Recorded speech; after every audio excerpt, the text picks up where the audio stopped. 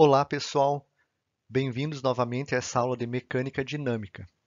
Hoje iniciaremos o estudo da cinemática de corpos rígidos. Faremos uma pequena introdução, então, sobre esse assunto.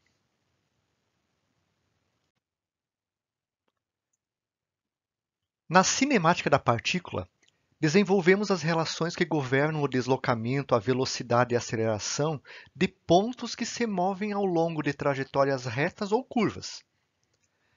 Agora, na cinemática dos corpos rígidos, a gente vai usar as mesmas relações, mas vamos precisar levar em conta o movimento de rotação do corpo. Levaremos em conta grandezas lineares e angulares. Geralmente, duas abordagens podem ser tratadas no movimento de corpos rígidos. A primeira é a análise do deslocamento, da velocidade e da aceleração de alguns tipos de mecanismos ou elementos de máquinas, como os cames, engrenagens, mecanismos de 4 barras, dentre outros tipos de mecanismos. Nesse caso, é necessário gerar, transmitir ou controlar certos movimentos. Por causa do movimento gerado também, então, surgem forças que devem ser levadas em conta no projeto e dimensionamento dos componentes mecânicos. O segundo caso é determinar o movimento de um corpo rígido resultante das forças aplicadas sobre ele. Nós temos então um corpo rígido, há um conjunto de forças que são aplicadas sobre ele e eu preciso então calcular a velocidade, a aceleração e o deslocamento dele. Geralmente, nesse tipo de situação, como exemplo, nós podemos citar o cálculo do movimento de um foguete sob a influência do empuxo, do jato, ou mesmo da atração gravitacional que atuam sistematicamente na aeronave.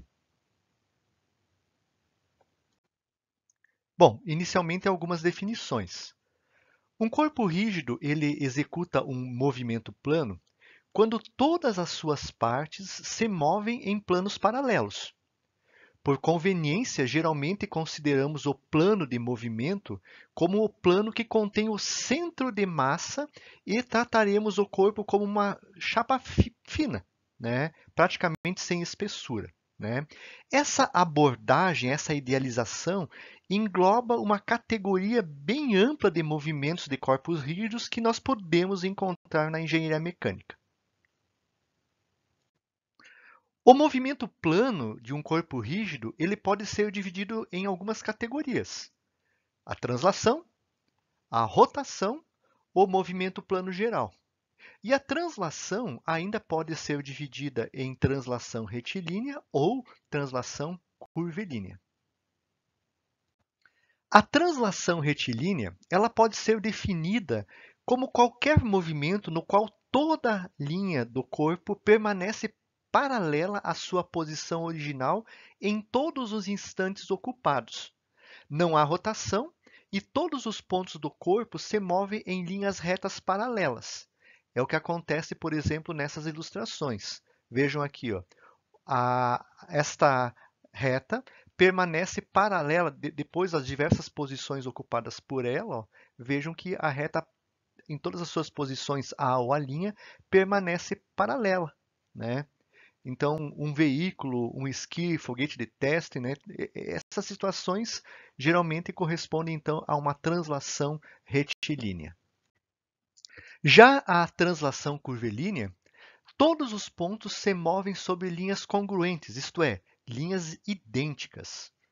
Como exemplo aqui, ó, se nós pegarmos os pontos A e B, formam uma reta, nós vamos ver que nas diversas posições ocupadas por esses pontos, vejam que a trajetória, ó, são congruentes. Ó, o movimento do ponto A, é idêntico ao movimento do ponto B. Então, isso é uma translação curvilínea. Como exemplo aqui, placa balançando com 2 barras paralelas, poderia ser então um exemplo, de translação curvilínea. A rotação em torno de um eixo fixo é o movimento angular em torno do referido eixo. Todas as partículas movem-se em trajetória circular em torno do eixo de rotação. Nesse caso, ó, como exemplo, Imagine aqui um pêndulo. Ó. Imagine essa peça, esse mecanismo. Né? Existe aqui um eixo de rotação que é o eixo A. Né? Existe o ponto B. Né? Vejam que quando essa peça se mover sob o eixo de rotação, o ponto B vai realizar um movimento angular em relação àquele ponto A. Tá? Se eu pegar um ponto C aqui, ó, esse ponto C também vai realizar um movimento angular em relação ao eixo de rotação. Como exemplo, então, um pêndulo composto como esse aqui, né, é um exemplo, então, de caso de rotação. E o movimento plano geral, ele é uma combinação de translação e rotação ao mesmo tempo. Tá? Então vejam só, há uma translação, né, e também uma rotação, por exemplo, aqui a linha que une esses dois pontos A e B, né, ela tem um deslocamento, né, vejam que ao longo desse deslocamento houve uma rotação da linha que une os dois pontos e também um movimento, né, de translação. Tá? Como um exemplo, imagine aqui o sistema biela-manivela, né? Sistema cursor, biela e manivela. Né? Nesse mecanismo, essa peça aqui, ó, que é a biela, né? Ela desenvolve um movimento plano geral. Durante o seu movimento, né, ela vai ter, então, ao mesmo tempo, translação e rotação.